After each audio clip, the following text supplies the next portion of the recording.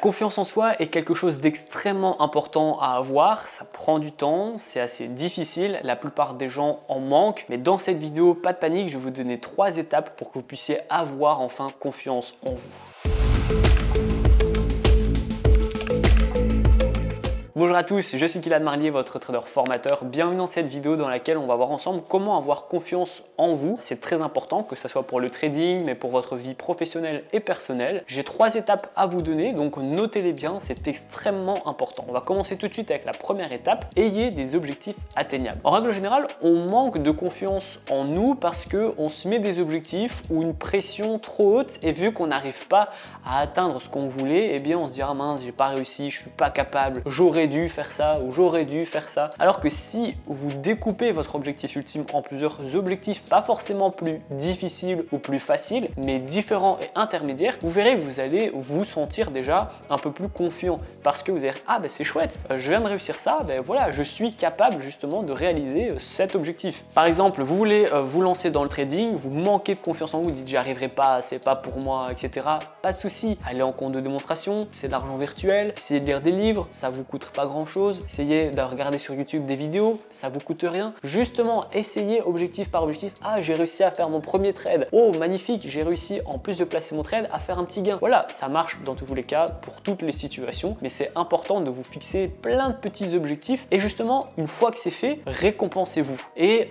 soulignez le fait que vous avez réussi. C'est quelque chose que vous faites pas assez. Vous avez tendance à vous descendre. Je suis pas capable, j'ai pas réussi, j'ai pas été assez vite, j'aurais dû faire ça. Mais vous remerciez jamais et vous gratifiez jamais vous-même. Donc c'est important que vous puissiez vous encourager et surtout vous féliciter quand vous avez fini une tâche. C'est important que vous puissiez vous dire vous-même « Je suis capable, j'ai réussi à le faire, il fallait que je le fasse, et bien j'ai finalement pu réussir ». Ensuite, la deuxième étape, comparez-vous à vous-même. Ne regardez pas les autres, enviez pas les autres. On dit toujours « Ah, si lui a de la chance » ou « Ah, si j'étais lui, machin ». Par exemple, moi, quand j'avais beaucoup de manque de confiance en moi, je n'osais pas du tout faire de vidéos sur YouTube, je n'osais pas me filmer, je n'osais pas parler, je n'osais pas aborder les gens. Et par exemple, j'étais à la salle de sport et j'enviais à chaque fois cette personne. Je me disais « Elle a un beau corps, elle est intéressante, elle est intelligente, elle a plein d'amis. Moi, j'arrive pas, c'est trop difficile, j'abandonne, etc. Je suis nul. » Et en fait, chaque fois, je vais envier la personne, alors qu'au final, même si je me compare à cette personne et que je vais envier cette personne, eh bien peut-être que cette personne, elle n'est pas forcément heureuse, elle a aussi des problèmes, que ce soit des problèmes de santé, des problèmes de famille, des problèmes de travail, j'en sais rien. Et au final, on ne connaît pas vraiment à 100% la personne sur laquelle on veut envier ou se comparer. Du coup, c'est pour ça que c'est important de se comparer à nous-mêmes. Là, j'ai envie de faire du trading, vous, par exemple, vous avez aussi envie de faire du trading,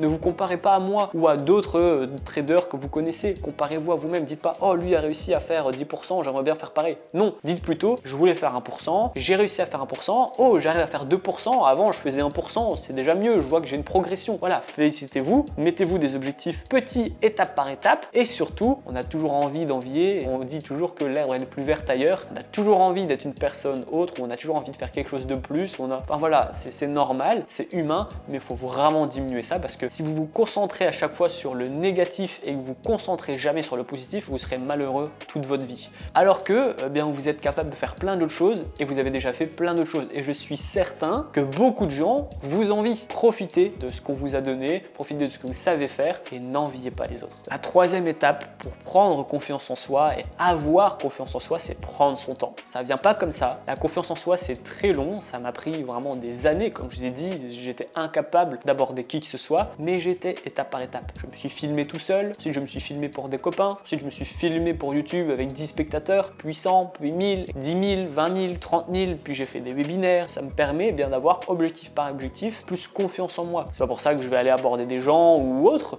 mais ça me permet bien d'utiliser ma confiance en moi dans d'autres domaines. Mais ça prend du temps. Si par exemple vous commencez un nouveau job, c'est logique que vous n'ayez pas confiance en vous. Vous n'avez pas d'expérience, vous n'avez pas de repères, c'est tout nouveau. Au plus vous allez passer du temps dans cette entreprise, au plus vous allez connaître les gens, au plus vous allez savoir faire ce qu'on vous demande de faire, au plus également vous allez avoir des repères et des habitudes et ça va vous donner confiance en vous. Si aujourd'hui je vous dis d'aller parler devant 10 000 personnes, vous serez incapable. Enfin, il y a de grandes chances que vous serez incapable. Par contre, si vous entraînez à faire devant votre copain ou copine ou père, mère, j'en sais rien, puis un groupe d'amis, puis votre famille complète, puis un petit groupe, une petite salle de 100 personnes, 500 personnes, 1000 personnes, eh bien vous serez déjà beaucoup moins stressé et vous aurez déjà beaucoup plus confiance en vous que si on vous demandait directement d'aller affronter 10 000 personnes. Donc prenez votre temps. Ça, c'est vraiment important que vous le mettez en tête. Ça vient pas du jour au lendemain. La confiance en nous, c'est vraiment un processus. Je veux dire, c'est une quête de vie en fait d'avoir confiance en soi. Il y a des gens qui ont beaucoup confiance en eux-mêmes,